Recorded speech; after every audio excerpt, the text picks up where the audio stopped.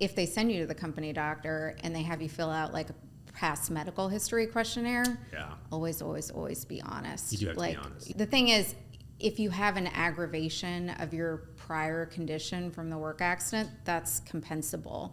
But if you don't admit to the prior condition and it comes out later, it could really hurt your claim. Welcome to Above the Legal Limit. I'm your host, Justin Chopin, business owner, lawyer, dad, world's best husband, traveler, and adventure seeker. On this podcast, we mix business with pleasure. We'll dive into growth strategies, entrepreneurial adventures, the business of law, and prove that business isn't boring. So let's get ready because we are going above the legal limit.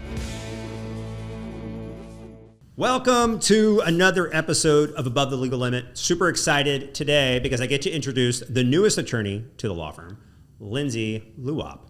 Welcome to the podcast. Thank you very much. Happy to be here. So Lindsay was like didn't really want to be a guest, but that's okay. We make everybody do it. So everybody can meet all the lawyers of the firm. Lindsay is heading up our workers' comp division. And so we're super excited because we just do so much workers' comp now that we needed a learned, steady hand. Let me see the hands. Very steady. Steady hands. Steady hands for workers' comp. How'd you get, all right, and you're one of us, right? So everyone knows, like, if you want to work at the Chopin Law Firm, you have to sweat it out, like billing 2,000 hours a year at a defense firm. That's the rule. You got it. That way, when you come over here, you're like, oh, okay, this is cool. I can do this. If you haven't done that, then you're like, oh, I've got my yoga class at 10 a.m. I'll come in afterwards. Like, right? Like, I'm not wired that way. And so before you joined us, what were you doing? So I spent 17 plus years doing workers' comp defense, so representing employers and their insurance carriers. So the other reason I like it, and I like how we're very homogenous in this regard, is if you've represented insurance carriers and you've represented employers, or even if you're not in comp, maybe you're in tort or something like that, you just have a better sense of like what insurance companies care about. And a lot of times, like, what they don't care about. And so I always make that statement because a lot of times I hear other plaintiffs' lawyers say they're talking about all the wrong things, and you're hearing it. You're just like, oh, nobody cares about that. Let me tell you what they really care about. And I would imagine in workers' comp that really has to kind of give you an advantage in being able to kind of speak the right lingo to the right people. Right. Absolutely. I mean, definitely I have that background. Like, I know exactly what the insurance adjusters are looking at whenever they receive a claim. I know, I know what their defenses are likely going to be, like what actions they're going to take as soon as they get a claim. Also really helpful is knowing like exactly how they're going to evaluate like the exposure on a claim. So I feel really comfortable with that as well. Yeah. And which is great because I never did workers' comp. So when we were doing comp, a lot of times we don't know. We were like other plaintiffs' lawyers in that regard. Like, I don't really know how they're going to evaluate this claim. I know how I value the claim.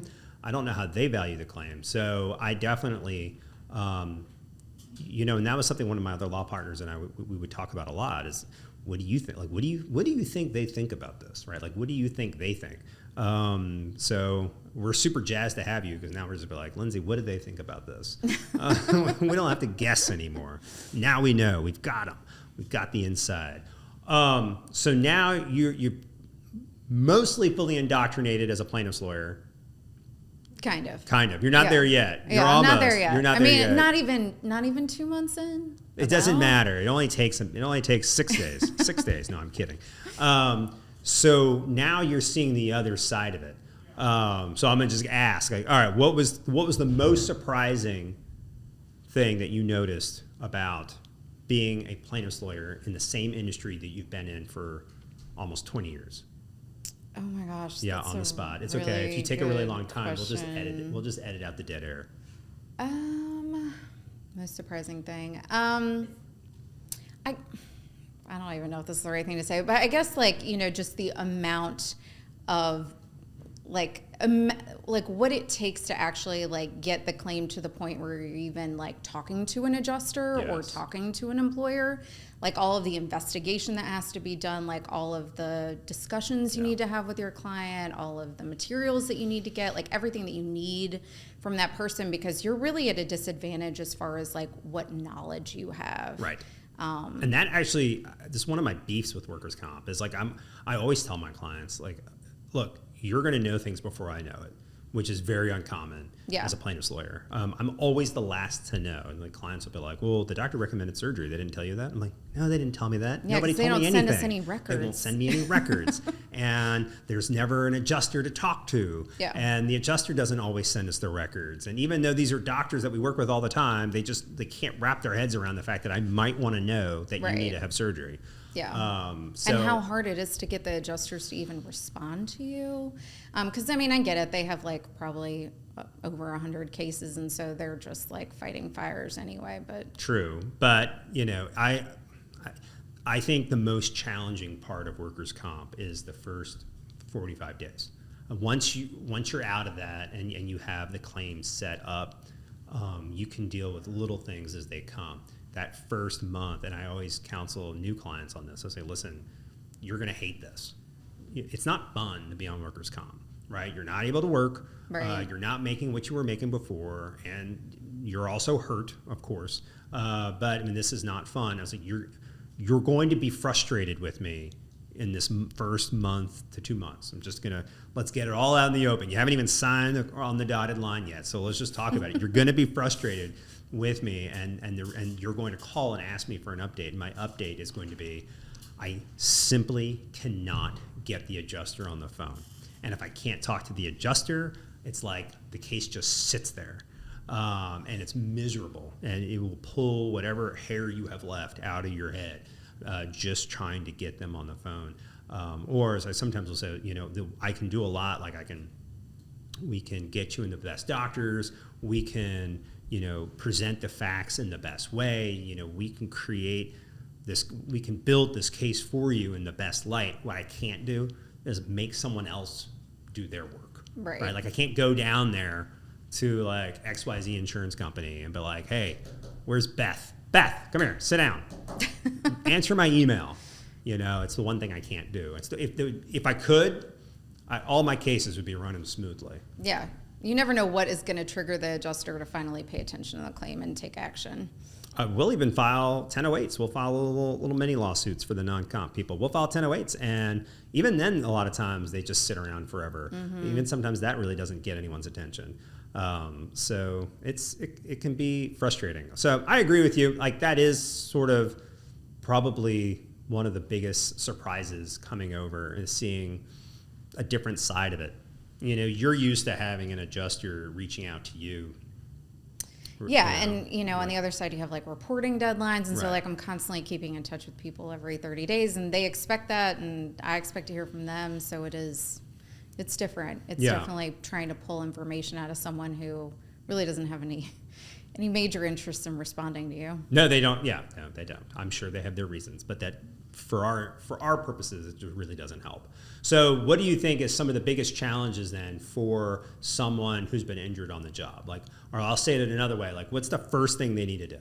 What's like number one problem that they're like coming to you for advice? I was hurt on the job.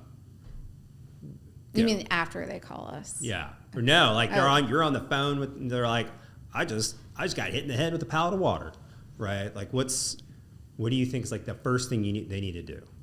I mean, I really think just whatever information that they can provide us about, not just like the accident, any sort of witnesses that they might know that saw the accident, any contact information that they have for those witnesses, getting together. This sounds maybe silly and you might not think about it, but your payroll records, especially for like the weeks before the accident, because that comes into play whenever we're trying to figure out how much you might be owed in wage loss benefits. Nobody ever has that information. I'm always shocked by that. Everyone's like, no, I don't have my payroll. And they're like, but I always work overtime. And I'm like, well, okay. And I believe you, but if you don't have but if you could get me your payroll stub, like that would be helpful information. Right. We don't get in a ton of disputes over AWW, but there have been a few over the years where our clients have told us. I will tell you this much. like working on the defense side, I would say probably at least half of my cases, the adjusters had miscalculated average weekly wage. High or low? It kind of depends. It's all over the place. It's usually based on the fact that the employer isn't giving them all of the information that they need. So they're just kind of like working with what they have. Just here's their last pay stub, you know. Right. Well, yeah, okay, but they've been working for you for 20 years. Yeah.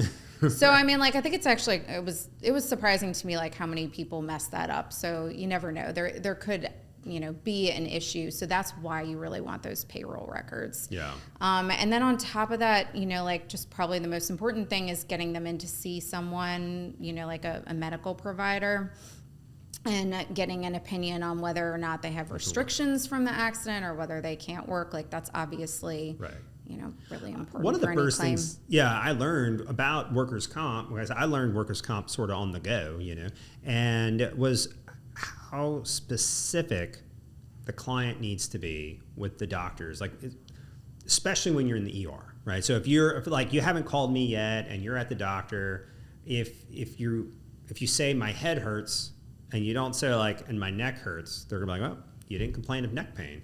I mean, I had a full-blown trial over this issue where I was like, you know, I have the adjuster on the stand and I'm having to be like, you know, the head's connected to the neck, right? I mean, it's all, and the judge was like, no, it's not. It's not connected to the neck. You're wrong. Get out. And it's remarkable to me that, you know, how specific you have to be as an injured person, and how much you have to be your advocate, and you have to make sure the doctors document everything. Where most people don't live in that world. They don't think that way. Yeah, I don't think most people do, but I mean, you're right. There's usually no one else in that doctor's appointment except for you and the doctor. And so if you're not telling them every one of your complaints, even if you do, like sometimes they might not document it, but you know, at the very least you have to advocate for yourself and you know, be the person to say every single complaint that you have. Or, you know, you're in an industrial accident, like you have broken ribs, right? So if you have a broken ribs, everyone knows that's like the most painful thing ever, right?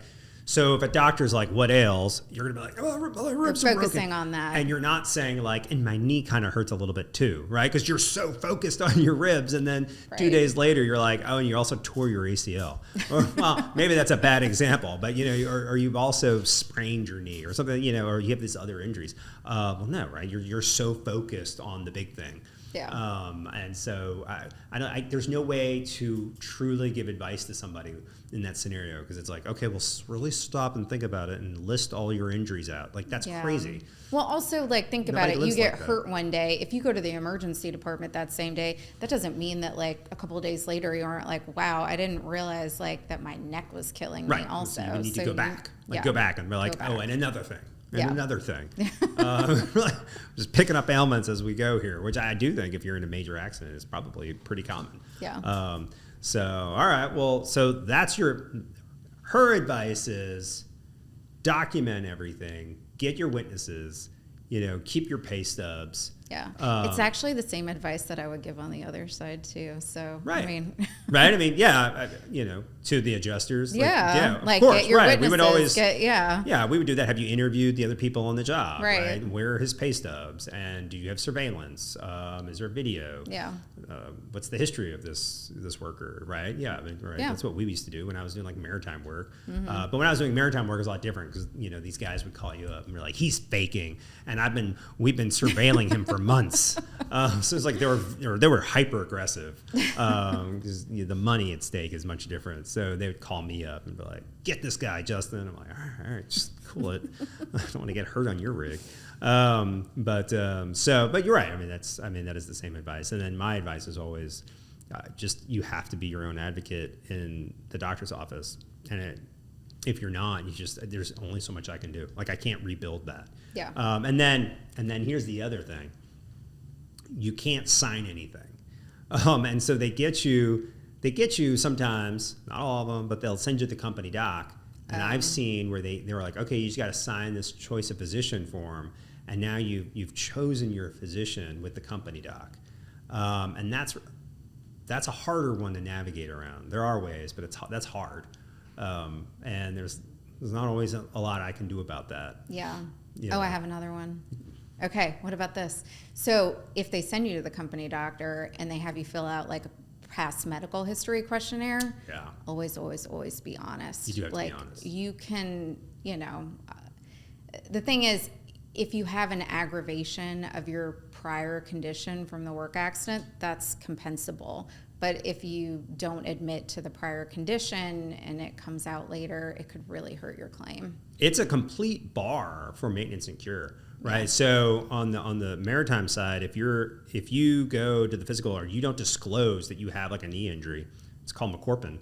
It's a complete defense. Yeah. So they don't owe you maintenance and cure. You have a McCorpin defense. And so, the same's on workers' comp, right? Like, don't lie. Like, it doesn't matter. No one's going to deny your comp claim because you had hurt your back 2 years before. Right. Right? I mean, obviously, they might. They could. If it's like day one on the job and you're like, oh, yeah, I have like 3 herniated discs, they might, but that's the rarity. Right.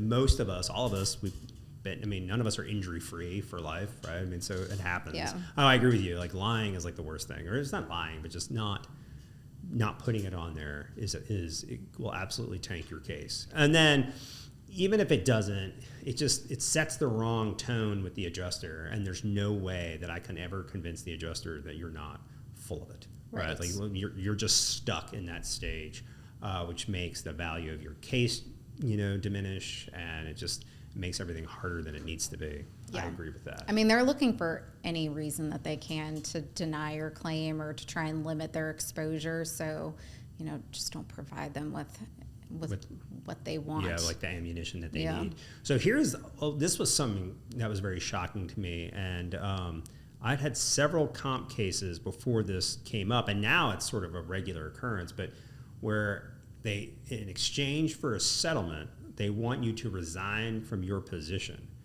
And it doesn't seem like this is equally applied. It seems like I've had some comp claims where they don't want it, they don't care about it.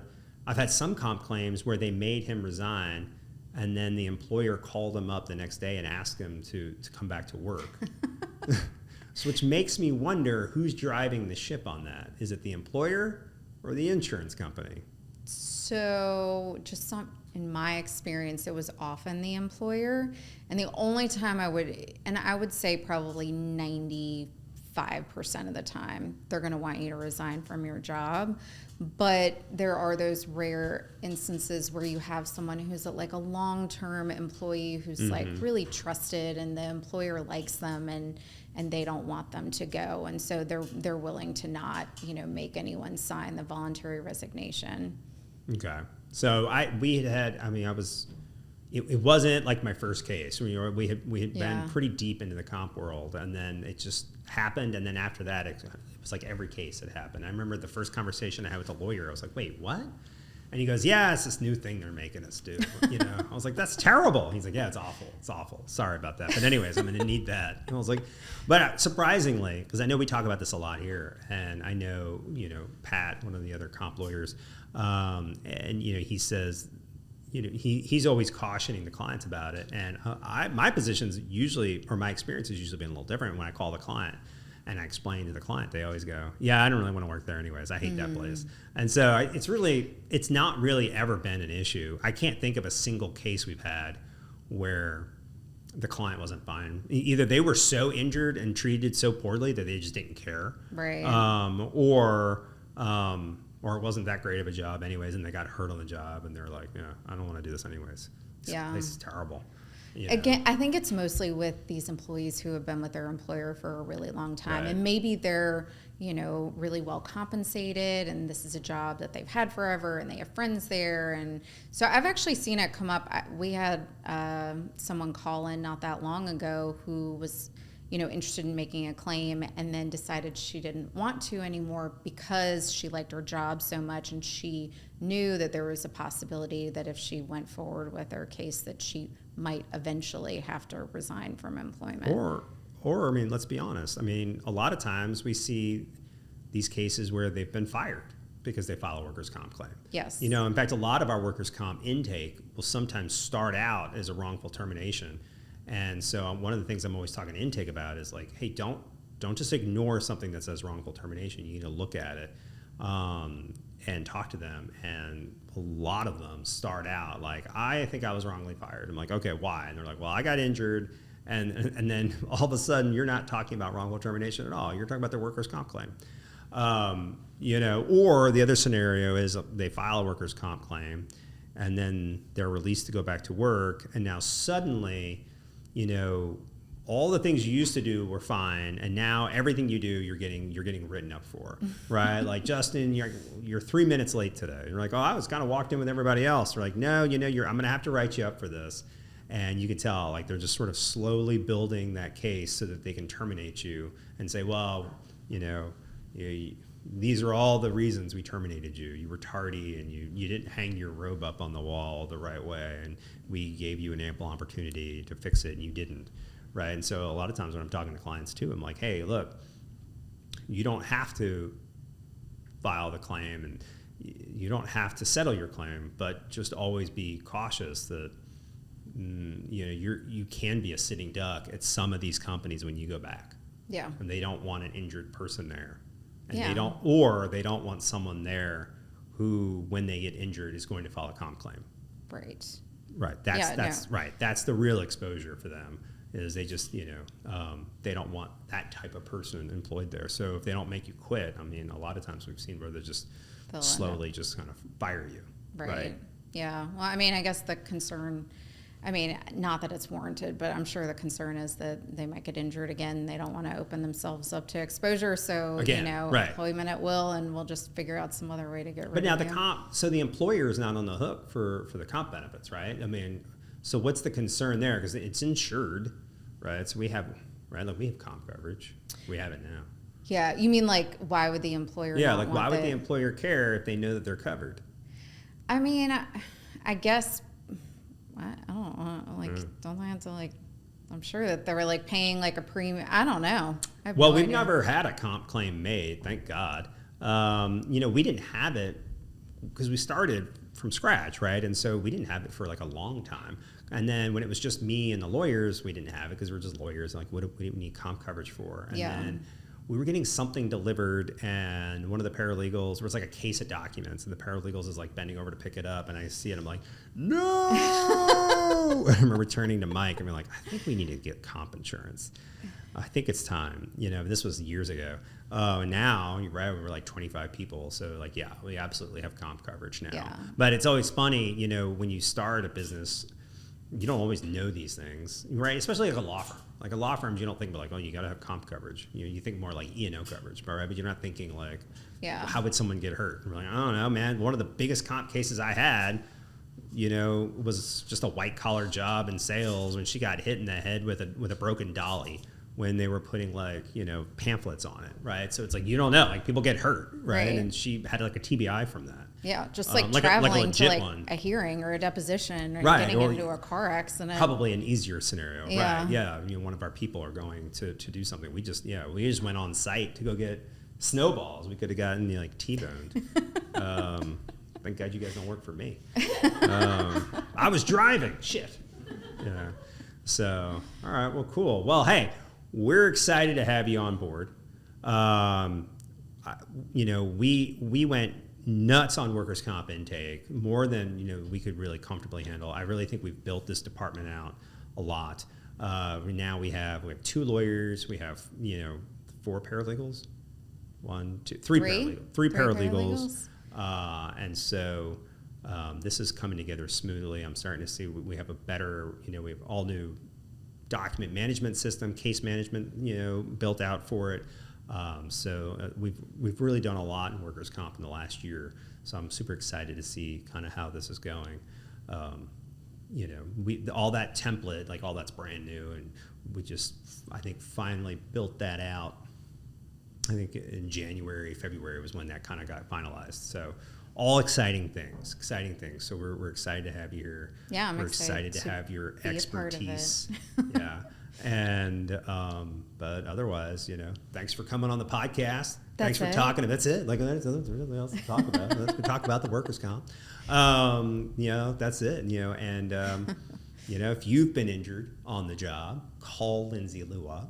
She's going to help you out. She's standing by. She's standing by right now. I am. right now, waiting, standing by. On the phone. So, cool. Right. Thanks. Thanks. Thank you for joining me today on Above the Legal Limit. If you enjoyed the show and you want to hear more about business and law, hit that subscribe button. If you didn't like the show, keep it to yourself. Remember, there's no limit to what we can achieve. We will see you next week. Until then, even though we're above the legal limit, let's drive safely. Cheers, everyone.